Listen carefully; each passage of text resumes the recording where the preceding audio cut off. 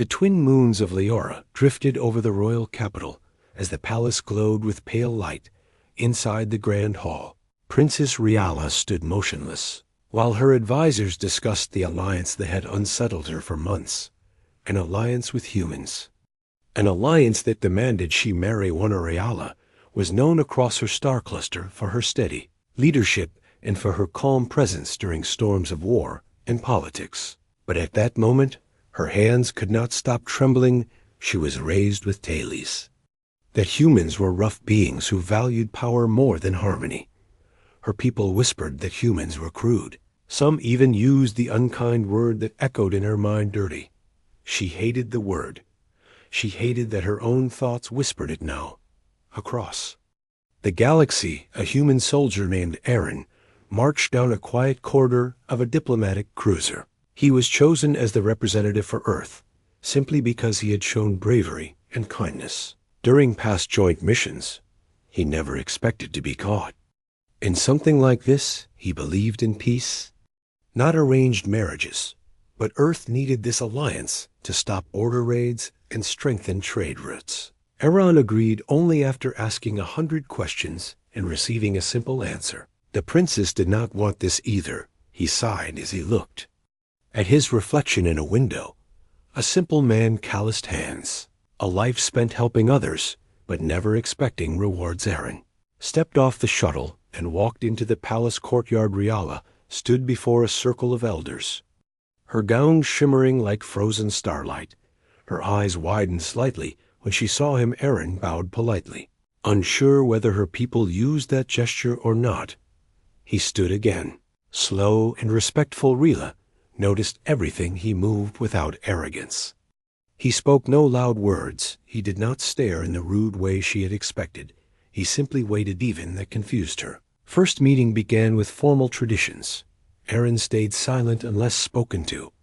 He kept his hands behind his back as a sign that he meant no threat. Riala watched him, searching for the harshness she had been warned about. She saw none. Later, they walked through the palace garden under the guard of the council. The air carried the scent of glowing flowers, each petal lit by soft crystals buried beneath the soil. Riala kept a safe distance, Aaron noticed, but did not change his pace. He wanted her to feel in control. They reached a fountain where water rose in spirals like twisting ropes of silver. Riala finally broke her silence. "You do not speak much," Aaron answered gently. "I do not want to say the wrong thing." Riala did not look at him. "Are humans offended easily?" "No." He said, "I just do not want to make you uncomfortable." The honesty disarmed her. Over the next days, the council arranged formal sessions. Each time Riala approached with stiff posture and guarded eyes. Each time Aaron greeted her with the same respectful calm. When she asked questions, he answered them carefully. When she fell silent, he let the silence remain, never forcing conversation. It was the first time in her life someone treated her not as a symbol, but as a person. One evening, a sudden electrical storm struck the region. Leora storms were violent, unpredictable, filled with purple lightning that could shatter stone towers. Riala and Aaron were escorted into a shelter chamber beneath the palace. The guards sealed the door. The power flickered. Riala inhaled sharply. As thunder cracked above them, Aaron noticed her fear. Storms were rare on her world, and she had seen the destruction they caused as a child.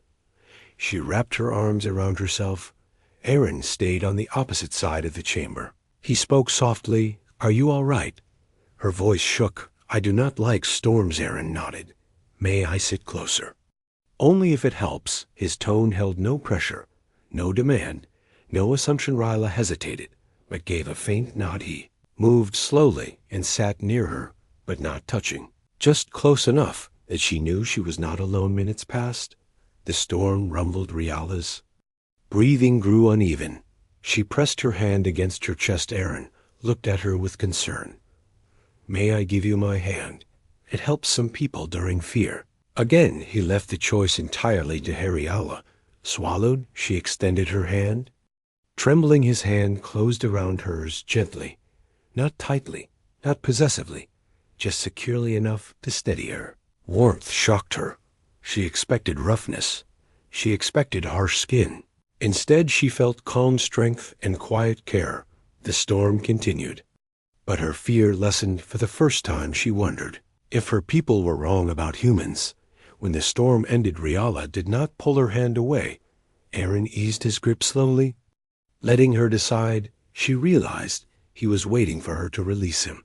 Her cheeks warmed. She slid her hand back gently. "Thank you." Her voice barely rose above a whisper. Aaron smiled softly. Any time the next morning, rumors spread quickly. Servants whispered that the princess had sat with the human soldier in the storm shelter. Some feared the alliance was going too fast. Others hoped it meant peace was close. The council summoned Riala for questioning. They asked whether she felt threatened. They asked whether the human forced contact. Riala surprised them. She defended him. No. He waited for my permission. He never crossed a boundary. He helped me stay calm. The elders exchanged stunned glances. Aaron was questioned next. Did you touch her? Only with her? Consent. Why? She was frightened. I wanted her to feel safe. Nothing more. The council dismissed him. Unable to find fault after that day, things changed between Riala and Aaron. She walked beside him instead of behind him. She asked about Earth.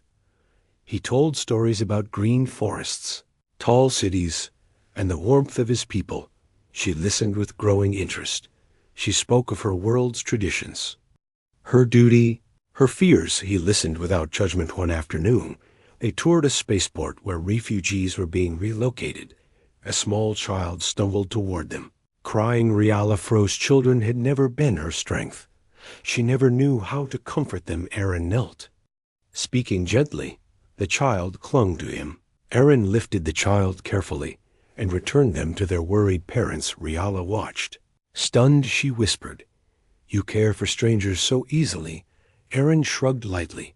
"Everyone needs help sometimes." "Why?" "Because I can give it. That is a Nari." Allah felt something shift inside her. It was not love, not yet, but it was trust. Weeks passed. The pressure to finalize the alliance increased. Representatives from many star systems began arriving for the treaty ceremony. Everything was prepared, except one thing. Riala and Aaron had not spoken of the marriage again. Late one evening, Riala asked him to meet her in the observatory. The room was quiet. Starlight poured through the glass dome. Aaron approached with respectful caution. Riala looked at him with steady eyes. "Everyone expects us to accept this alliance. Everyone expects us to marry, but I do not want to agree out of fear. I want to understand you. I want to understand what you truly feel." Aaron took a long breath. He stepped closer, but not too close. He spoke with calm honesty. "I never wanted to bind someone to a life. They did not choose. I came here for peace. Not for a crown, but I have seen your kindness, your strength, your calm heart. If you choose this alliance, I will honor it. If you choose another path, I will respect it." Riala felt tears sting her eyes. No one had ever said something like that to her. Not with such sincerity. She stepped forward. Her voice trembled. "I was taught that humans are crude. I was taught that they cannot be trusted. But every day you prove the opposite. Your touch that night in the storm was gentle. Your heart is gentle. I fear this marriage, but I fear losing your presence even more." Aaron's expression softened. Riala, "Whatever happens, you will choose freely." Riala closed the distance between them. She placed her hand over his. It no longer felt strange. It felt right. Aaron did not move until she gave the smallest nod. Then he wrapped his fingers around hers in quiet acceptance. The next morning the council gathered. The hall was filled with ambassadors. All waited for the decision. Riala stepped forward with Aaron beside her. She raised her voice with regal calm. "I accept this alliance, not because it is demanded, not because it is convenient, but because this human has shown honor, patience, and compassion. He treated me with more respect than many within my own walls. I choose this path freely." Aaron bowed his head slightly as murmurs spread across the hall. Some were shocked, some relieved, some hopeful. The treaty was signed. Crowds cheered, the alliance became official, but for Riala and Aaron, it was not the ceremony that stayed in their memories. It was a quiet moment later in the garden. The same garden where they first spoke Riala stood under the glowing blossoms. Aaron approached slowly. He lifted his hand. She placed hers in it without hesitation. Voice was soft. I once feared the idea of sharing my life with a human. Now I fear nothing when I stand beside you, Aaron answered with gentle warmth. Then we will walk forward together, at your pace, in your way. Riala smiled. Not as a princess, but as a person choosing her own path. Their hands intertwined. The alliance became more than politics. It became a bond built on understanding rather than fear. Across the palace, the twin moons rose. Their light fell over the new couple, symbols of two worlds finally standing side by side. And in the heart of the alien princess, something new bloomed. Not fear, not duty, but quiet hope. A hope nurtured by the gentle touch of a man she once believed she could never accept. A man who proved that humanity was far more than the stories told about them. For the first time she felt truly unafraid and truly understood.